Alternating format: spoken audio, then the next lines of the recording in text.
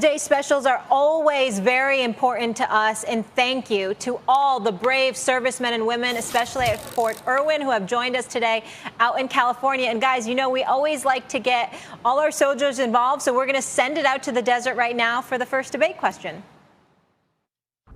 Hey guys, got a question for you. Where does Derrick Henry rank as the NFL MVP this season? Go ahead, Max. Well, I love me some Derrick Henry, and I apologize to either Casey Joyner, the football scientist, to Warren Sharp from Sharp Analytics. I have them both on my radio show, the Max Kellerman Show, 2 Eastern on ESPN Radio, Stephen A., as you know. And I forgot which one told me, but it's all about the offensive line. Good offense, good run blocking. You can make a bad back look good. Bad run blocking, a great back will look bad. The real value of a running back like Derrick Henry is on his 300th carry. He's as effective as on his first. It frees up a roster spot or two to stock with other positions. It gives you more depth and versatility. That's the actual value of a running back. I don't think they can be an MVP in this NFL. You're probably right. I would tell you that he's probably like 4th or 5th on the list behind various quarterbacks. Obviously, when you consider Aaron Rodgers, Russell Wilson, Patrick Mahomes, those names come to mind. But I would tell you that he's right up there. I think he's top 5, but I certainly wouldn't put him higher than 4th. All right, we got another question. Fort Irwin, here we come. Hey, First Take. My question today is, how confident are you the Seahawks will win the NFC? I'm not confident at all. Their defense is absolutely positively pathetic. They got to get that. They got to get that shored up. Jamal Adams, I love the fact that they got him there. But Pete Carroll, he's got a defensive background. He's a former defensive coordinator. He's a Super Bowl champion on the collegiate level. He's a Super Bowl champion with the Seattle Seahawks. He's won the national championship on the collegiate level at USC. We know Pete Carroll to be an elite coach. I never thought in my wildest dreams he'd have a defense so horrific. There's no way in hell the Seattle Seahawks are going to win as long as they're playing defense like this, regardless of DK Metcalf and Russell Wilson and Tyler Lockett.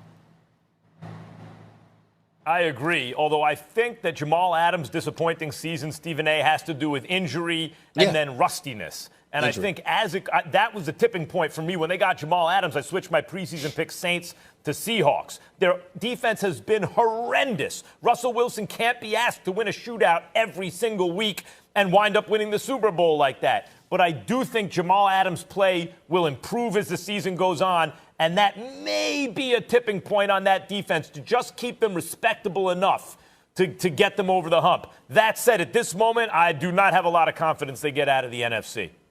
Seahawks defense have allowed the second most yards in the NFL. All right, one more question here from our armed forces.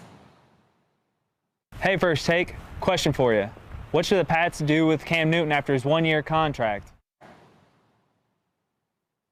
Depends on how he looks. If he shows he can throw the football more effectively and they get him additional weapons, you keep him.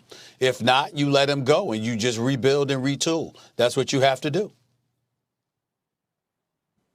I would say it really totally depends on their record. If they can snag a great quarterback in the draft because the roof falls in, then you move on and you draft and you rebuild. But otherwise, I will remind people, 2 plays away from a 5-3 record with 4 excellent wins. 2 plays away. Instead, they're 3-5. Their season's still not over. Let's see how it plays out. But unless you can do better than Cam, you keep him. And I don't think it's as easy as people think it is to do better than Cam. Well, a lot of people have saying, Max, that maybe the Patriots should tank. Here's what Cam had to say about that. Take a listen. Whatever is said on a radio station, in social media, and comments, I don't hear it. And I think for some things, it's good I don't hear it. And even better things, I don't hear it. I don't want to know. I don't want to hear the success. And just because we won, that doesn't mean I'm turning on First Take. I got my blinders on and I'm focused on continually getting better. Stephen A.? Well, I think he's lying. And it's not necessarily because of him.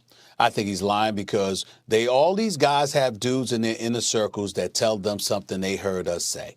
And I know it every time I run across somebody because they always got some idea of what I had to say. It's never in its full completion. It's never like he said this, this, and that. It's always a nugget that they say you said, and obviously folks feel that way about it. Cam's got guys in his inner circle that are watching stuff, and I sincerely doubt that they're keeping it from him. Yeah, in this business, Stephen A., you can get taken out of context so much that you have to be careful what you say and everything, but you can't. You have to just say what you feel, and if people take it out of context, you really have to not care about it, right? Like, that's this business. Playing quarterback in the NFL, like being a great relief pitcher in baseball, a guy on the free throw line in basketball, you have to have a short memory. You have to tune out all the noise, and you have to stay focused. And Stephen A. Smith, whenever I used to hear Cam Newton talk, my BS meter was up, right? Like the antenna were up, like, ooh, that doesn't sound right. I don't think he believes that. He's editing ahead of time before the words come out of his mouth. He hasn't really drank the NFL Kool-Aid yet to really buy into like the way you're supposed to do it. I don't get that feeling anymore. When Cam Newton speaks now, I don't feel like he's editing it. What am I going to say to please them? He is telling you the truth, I believe, right now. And that's why I think this Patriots experience was so important for him, and we still don't know how it's going to end this year. Let's see.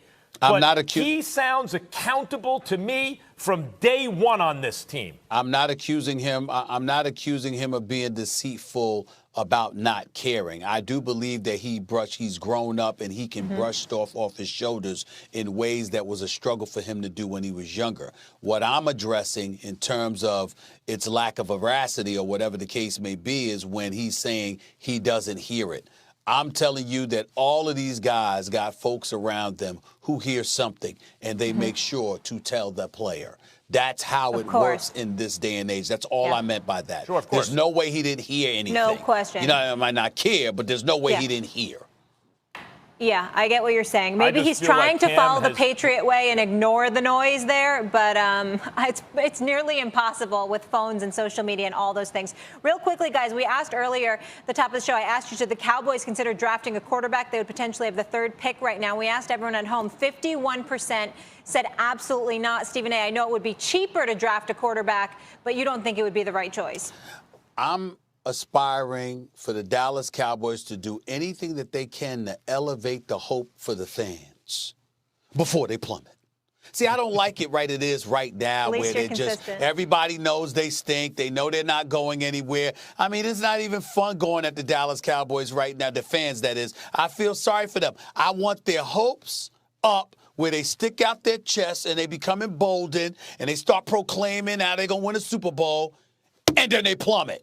Right around like Thanksgiving and the Christmas. You may be in luck. Right around that time. You may be in luck. You may be in luck because the Cowboys